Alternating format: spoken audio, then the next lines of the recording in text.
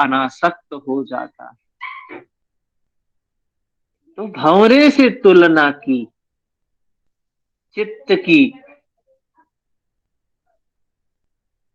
फिर विषय रूपी उद्यान में इंद्रिय जो मन है, इंद्रियों के माध्यम से ये विषय रूपी वन में विचरण करता है। कहते हैं जैसे हाथी को अंकुश के द्वारा वश में किया जाता है, वैसे ही नाद के द्वारा इस चित्त को विषयों में विचरण करने वाले मन को वश में किया जा सकता है। उसके बाद फिर एक पक्षी का उदाहरण लेते हैं। कहते हैं जैसे पंख विहीन पक्षी अनिवार्य रूप से स्थिरता को प्राप्त होता है। जिस पक्षी का पंख कट जाता है वो बिल्कुल स्थिर हो जाता है। वैसे ही नाद में लगा हुआ चित्त, नाद में लीन चित्त स्थिरता को प्राप्त होता है। कहते हैं योग की साम्राज्य की चिंता करने वाले साधक को सिर्फ नाद अनुसंधान का अभ्यास करना चाहिए।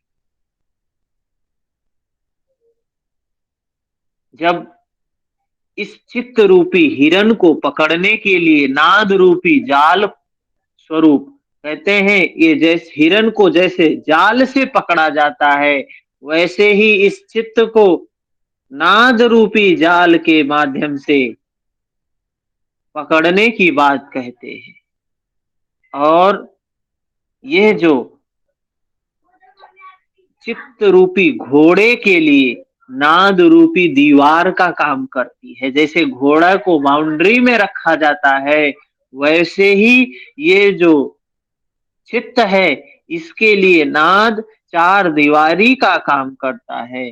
इसलिए योगी को इसका अभ्यास नित्य करना चाहिए।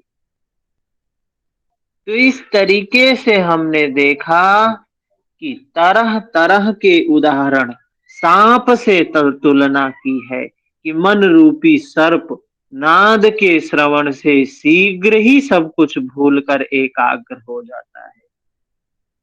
जैसे सपेरा किसी नाद, बीन की नाद से, आवाज से, ध्वनि से सांप को अपने वश में कर लेता है, वैसे ही चित्त नाद के प्रभाव से नाद में लीन हो जाता है, स्वरूप को भूल जाता है। इधर उधर भागने की जो वृत्ति है शांत हो जाती है।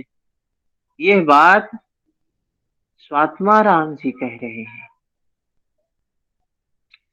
आगे कहते हैं लकड़ी से उत्पन्न अग्नि, जैसे लकड़ी से उत्पन्न अग्नि के साथ शांत हो जाती है, लकड़ी से उत्पन्न अग्नि जैसे लकड़ी के साथ शांत हो जाती है, वैसे ही नाद में लगा हुआ चित्त नाद के साथ ही शांत हो जाता है। चित्त रूपी हिरण जब घंटा आदि की ध्वनि द्वारा आकृष्ट हो, मतलब शांत हो, स्थिर हो, तब धनुर्धारी अर्थात योगी को, जो बुद्धिमान साधक है, वो चित्त रूपी हिरण को क्या करता है, भेद देता है, पर प्रहार करता है, जिससे उसको नियंत्रण में ले आता है। तो नाद का इफेक्ट क्या होता है, ये एक चीज से तो उदाहरण से स्पष्ट समझ में आता है। सपेरा और सांप,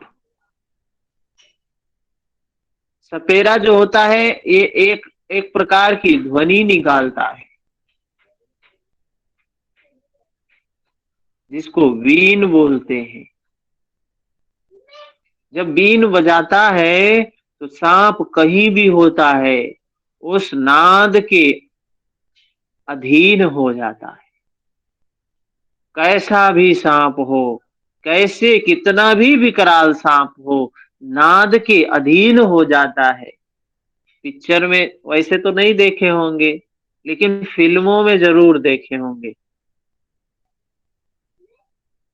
कि नाद से नाग और नागिन किस तरीके से उस सपेरे के अधीन हो जाते हैं, वही हालत चित्त की है। चित्त भी वैसे ही उस नाद के अधीन हो जाता है, नाद में लीन हो जाता है।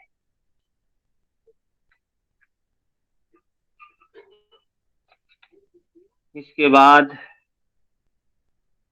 कहते हैं 100 नंबर श्लोक में, अनाहत शब्द में जो ध्वनि विद्यमान रहती है, उस ध्वनि के अंदर गेय वस्तु है। अनाहत जो शब्द है, जो अनाहत जो ध्वनि है, जो नाद है, उस ध्वनि के अंदर गेय वस्तु है, अर्थात जानने योग्य वस्तु है। कुछ ऐसी वस्तु है जो जानने योग्य है। और गेय वस्तु के अंदर मन के जाने पर, गेय वस्तु क्या है? वही अनित्यता का स्वभाव, नित्यता की स्थिति, अनित्यता ही नित्य है। वो ध्वनि में, नाद में पता चलता है कि यह जो भी ध्वनि है अनित्य है। क्यों? क्यों अनित्य है? परिवर्तन हो रहा है, प्रतिक्षण परिवर्तन हो रहा है। अरे अनुभूति के स्तर पे अभी आप बैठे हुए हैं, स्थिर बैठ जाइए, तनिक भी हलन चलन मत कीजिए, कुछ भी नहीं करना है, कुछ भी नहीं करना है, सिर्फ अनुभव करना है, जो कुछ हो रहा है उसको जानना है। तो देखेंगे कि इसी शरीर में अभी बैठे हैं, सुखपूर्वक बैठे हैं, अच्छे से बैठे हुए हैं, कोई तकलीफ नहीं है। धीरे धीरे 2-4 जैसे मिनट, 10 मिनट, 15 मिनट, 20 मिनट शरीर में एक्टिविटी शुरू हो जाती है। क्या शुरू हो जाती है? हलचल शुरू हो जाती है, परिवर्तन शुरू हो जाता है, और मन करता है कि शरीर को थोड़ा सा हिला लो, थोड़ा सा दाएं कर लो, थोड़ा सा बाएं कर लो। ये सब क्या है? ये वितर्क हैं जो सामने आने लगते हैं। लेकिन अगर आप इनको साक्षी भाव से देखते रहो, तो परिवर्तन ही प्रकृति का नियम है। ये भी परिवर्तित तो होगा, ये भी परिवर्तित होगा। देखते देखते देखते देखते ये परिवर्तन शरीर में, वो समय पीड़ा भी समाप्त हो जाती है, वो भारीपन भी समाप्त हो जाता है, ऐठन जकड़न, हलचल, ये सब भी समाप्त हो जाती है। लेकिन स्थिरता के साथ साक्षी भाव से देखते रहना चाहिए।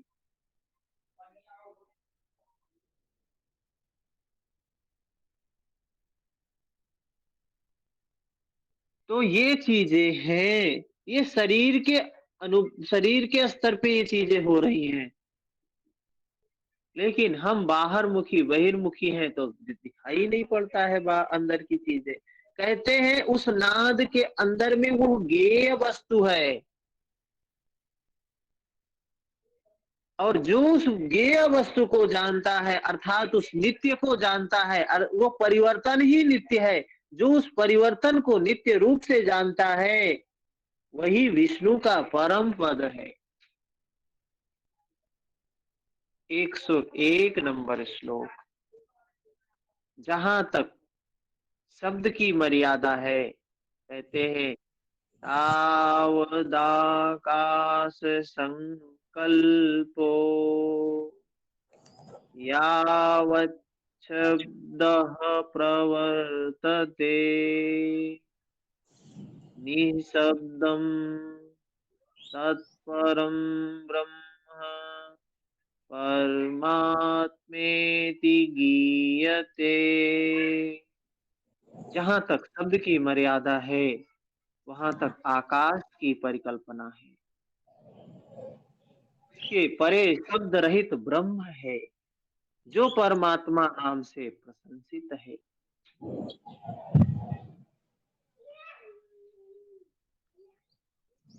राम तीर्थ जी कुछ पूछना चाहते हैं? जी सर, हम ये कह रहे थे कि जो ज्ञेय वस्तु है शब्द के अंदर, नाद के अंदर, वो कहीं ब्रह्म की तरफ तो इशारा नहीं कर रहे हैं। ये वस्तु क्या है? नित्य है, कुछ नित्य होगा ना। उस नित्य को जानने की बात कह रहे हैं, जो शाश्वत है, जो सनातन है, जो अजन्मा है, जो अपरिवर्तनशील है, जिसमें परिवर्तन नहीं होता है, उसकी बात कह रहे हैं। अब उसको ईश्वर कहें, ब्रह्म कहें, नित्य कहें, धर्म कहें, जो कुछ कहना है वो कहें। हम्म। जी ठीक है। तो नित्य क्या है? नित्य एक ही चीज है जो अनुभव के स्तर पे आता है।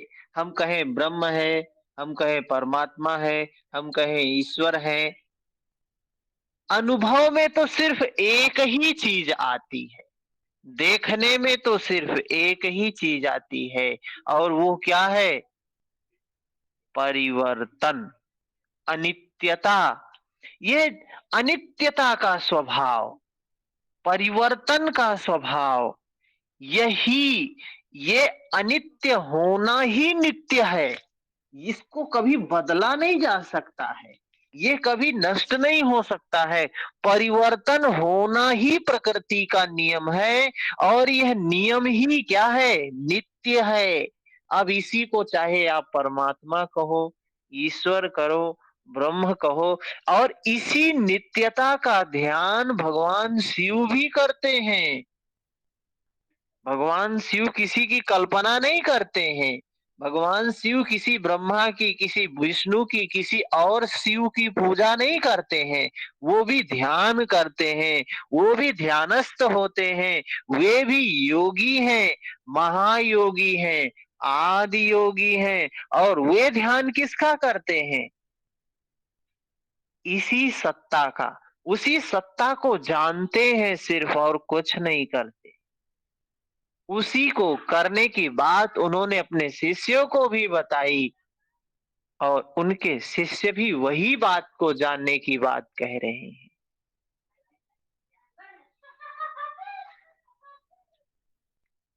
क्या कहते हैं? जहां तक शब्द की मर्यादा है, वहां तक आकाश की परिकल्पना है। क्या है? शब्द से, शब्द की से, शब्द जो तन्मात्रा है, इससे आकाश की उत्पत्ति हुई है। तो कहते हैं जहां तक शब्द की मर्यादा है, वहां तक आकाश की परिकल्पना है। उसके परे शब्द रहित ब्रह्म है। उस आकाश से परे, उसके परे शब्द रहित ब्रह्म है, जो परमात्मा नाम से प्रसन्न। वो हो परमात्मा से परे है। ठीक है। तो यहाँ परमात्मा शब्द संबंध समझाने का प्रयास कर रहे हैं कि कौन है परमात्मा। स्पष्ट नहीं बताया कौन है। क्या कह दिया? कि जो शब्द से परे है, मतलब जो परिवर्तन से परे है। ये अनाहत जो नाद है, शब्द ही तो है, शब्द ही है, वो नाद शब्द है। और कह रहे हैं वो शब्द से परे है, अर्थात कहना क्या चाह रहे हैं? बहुत सुंदर बात कह रहे हैं इसमें।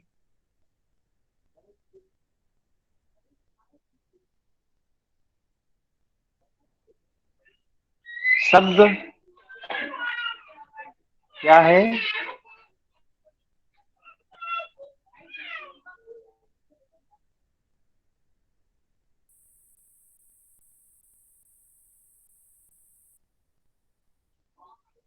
शब्द, बहुत बारीक मामला है ये, समझना इसको। हाँ है, लेकिन समझ में आएगा। क्या कह रहे हैं? शब्द, हम लोग शब्द में उलझे हुए हैं, और स्वात्मा राम जी क्या कह रहे हैं? वो परमात्मा शब्द से परे है। हम उलझे हुए हैं राम में, हम उलझे हुए हैं कृष्ण में, हम उलझे हुए हैं बुद्ध में, हम उलझे हुए हैं महावीर में, हम उलझे हुए हैं अल्लाह में। शब्दों में उलझे हुए हैं, शब्द हमने पकड़ लिए हैं। किसी की भाषा हर व्यक्ति की, हर संप्रदाय की अपनी अपनी भाषा है, अपने अपने तरीके हैं, अपने अपने शब्द हैं, और उन शब्दों में हम उलझे हुए हैं। ये शब्द हमारे हैं, ये शब्द उनके हैं, ये हम नहीं बोलेंगे, वो बोलेंगे। लेकिन यहाँ क्या कह रहे हैं कि वो परमात्मा शब्द से परे है। लड्डू लड्डू बोलते जीभ न चखे मिठास। शब्द से क्या मिलता है? कितना भी प्रेम से बोलिए, कितना भी श्रद्धा से बोलिए, कितना भी कुछ भी करके बोलिए, जीभ मिठास नहीं चख सकती है। लड्डू शब्द का उच्चारण कितने अच्छे से करिए। पानी पानी बोलते किसकी बुझती प्यास। कितना भी बढ़िया से पानी शब्द का उच्चारण करिए, चाहे हिंदू करे, चाहे मुस्लिम करे, चाहे ब्राह्मण करे, चाहे क्षत्रिय करे, कोई भी करे, पानी शब्द कितना बढ़िया से बोलिए, लेकिन अनुभव पे नहीं आया तो व्यर्थ है, प्यास नहीं बुझेगी। पानी पानी बोलते किसकी बुझती प्यास। बिन औषध सेवन किए कहाँ रोग का अंत। तो यहाँ क्या कह रहे हैं, ये शब्दों में जो हम उलझे हुए हैं, परमात्मा इन शब्दों से परे है।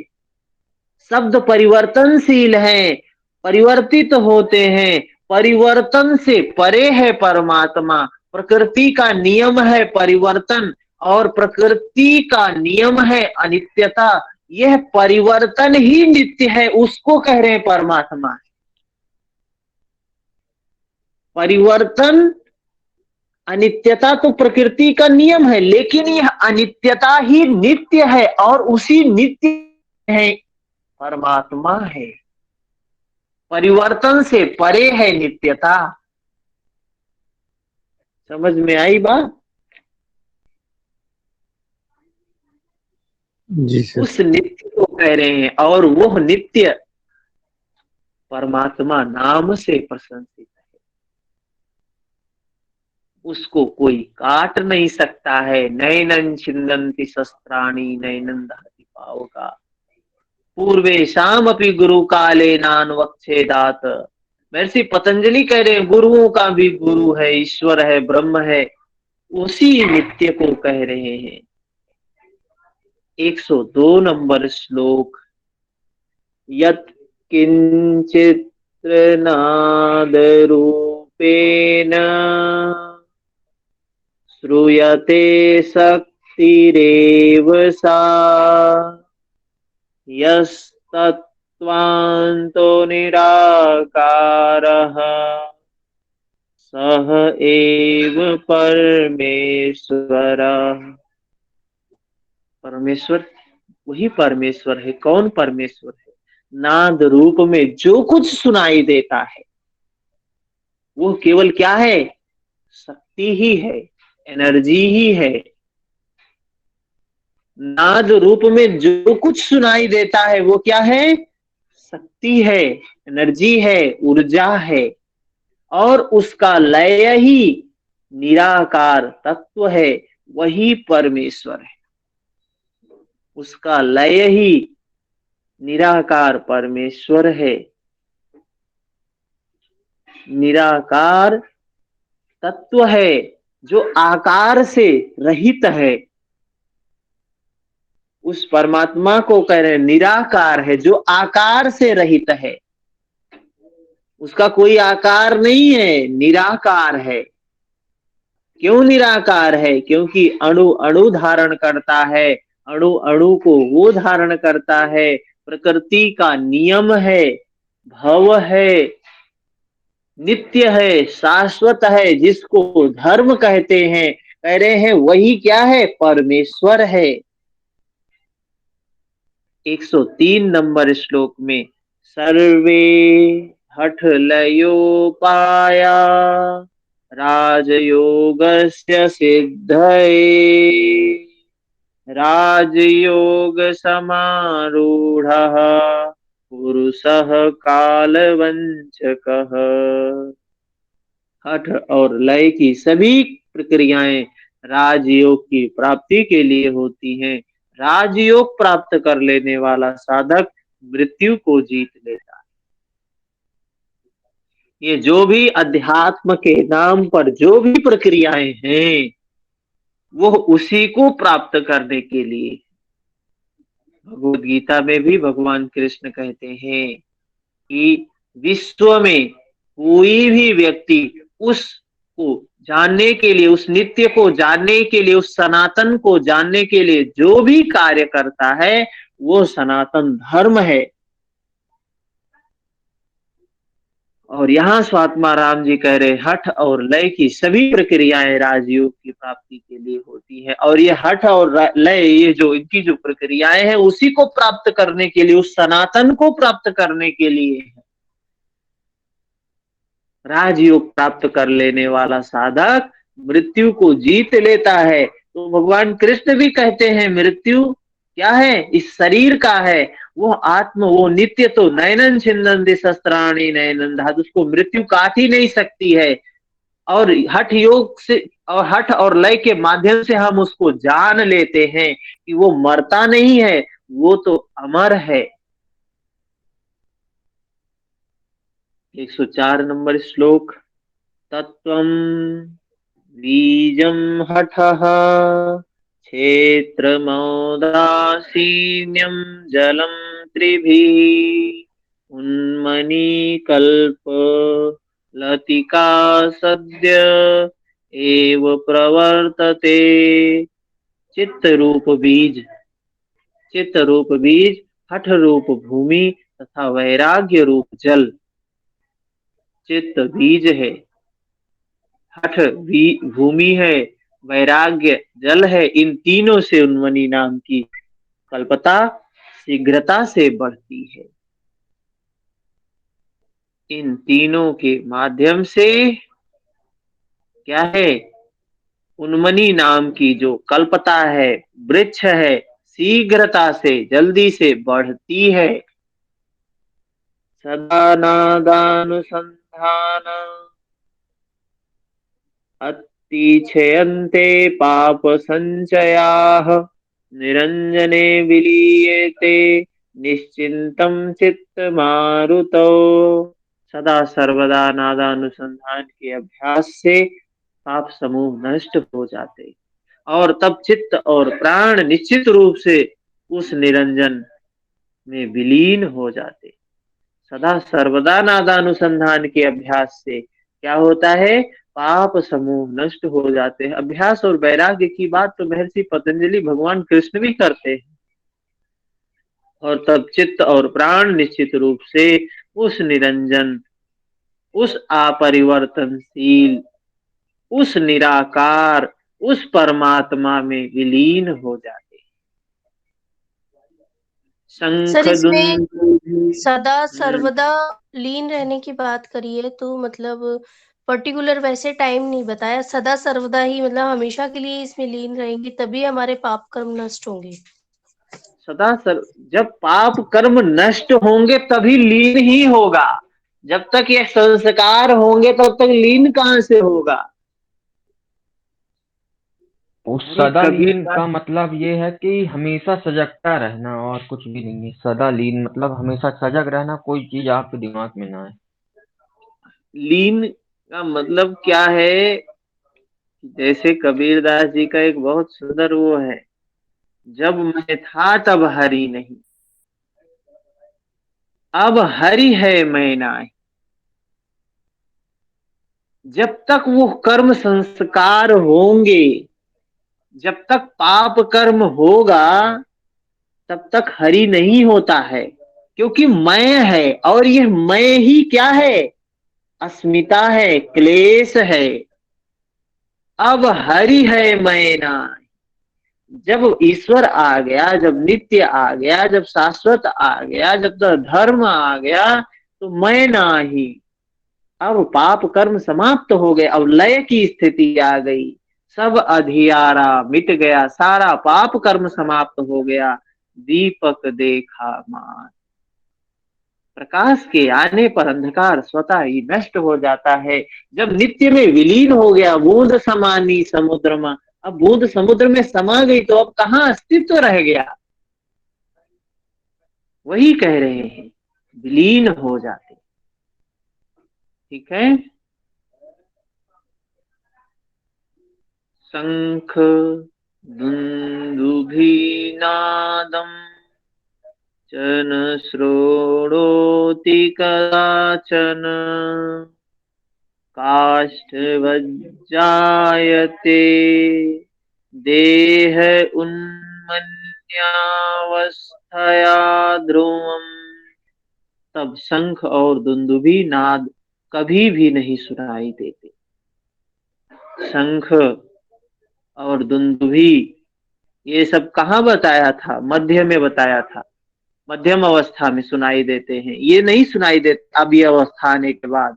और उन्मनी अवस्था के कारण शरीर निश्चित रूप से क्या हो जाता है, स्थाण उत्तम निर्विकार हो जाता है।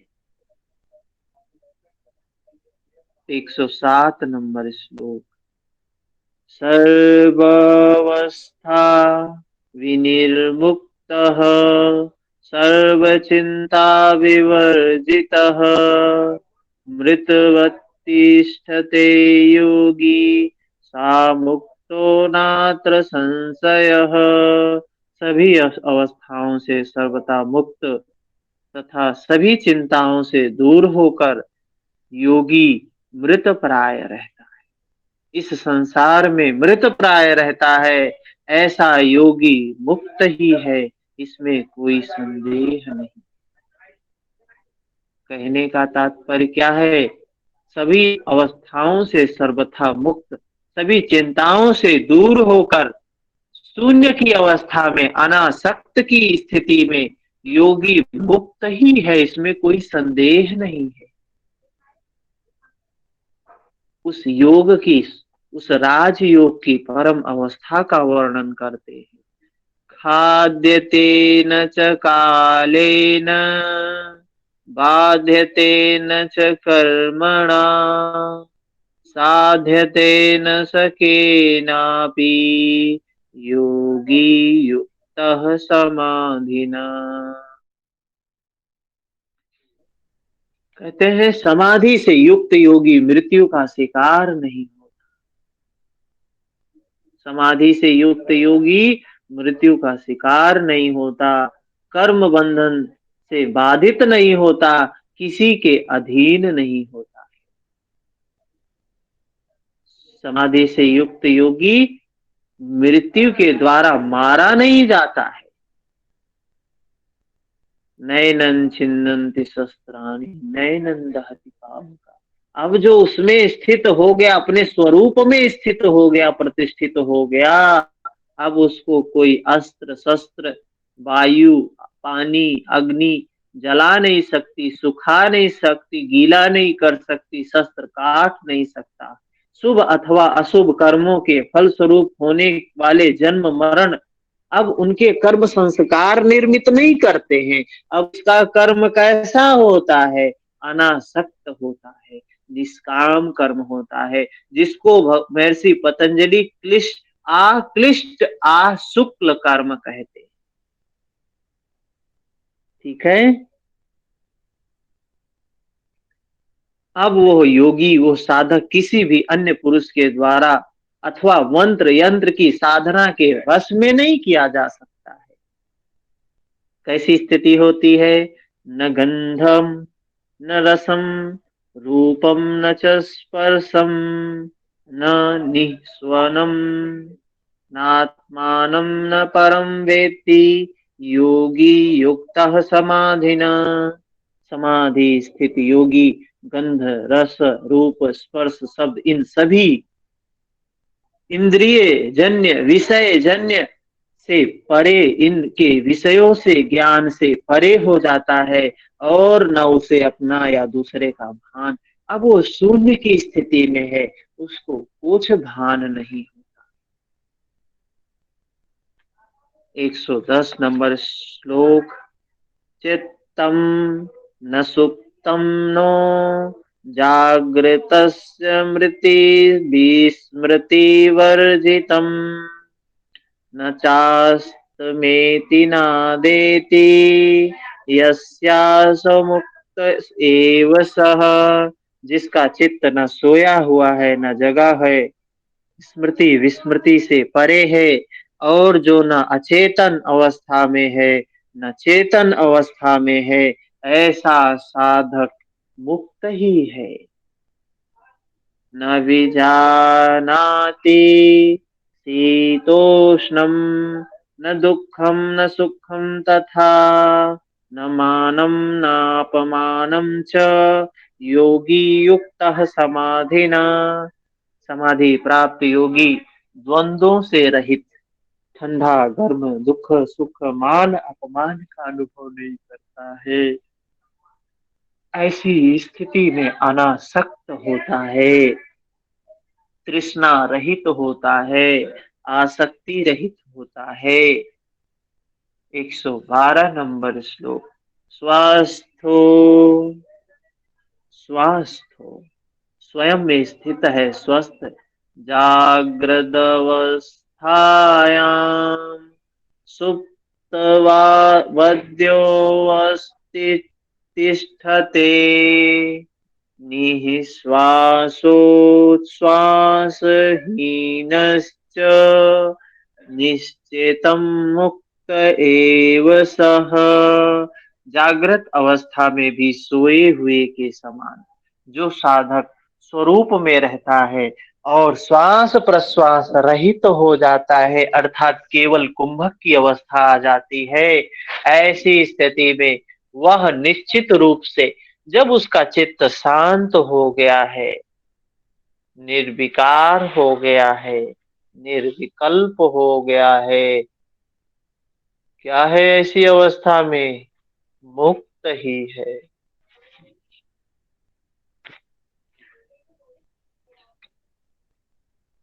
इसके बाद अगला श्लोक 13 नंबर। अवध्यः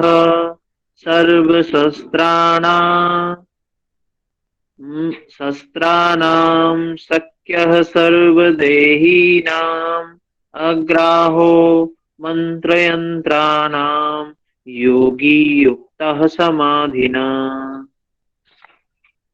समाधि प्राप्त योगी सभी प्रकार के शस्त्रों से अवध्य होता है, सभी जीवधारियों से शक्तिवान होता है, किसी भी मंत्र यंत्र की पहुंच से परे होता है। समाधि प्राप्त योगी सभी प्रकार के शस्त्रों से, वही बात जो भगवान कृष्ण कहते हैं वही कह रहे हैं। यात्रैव प्रविशति चरम मारुतो मध्य मार्गे,